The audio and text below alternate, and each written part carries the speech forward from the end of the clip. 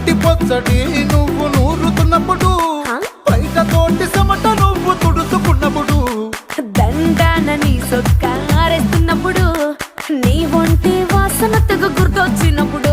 రెండు చేతులెత్తి జుట్టు ముడిసినప్పుడు జండు కత్తుకొని పడుకున్నప్పుడు అలసిపోయి నువ్వు ఆవలించినప్పుడు వచ్చుండై ఫీలింగ్స్ వచ్చి వచ్చి చంపేస్తుండై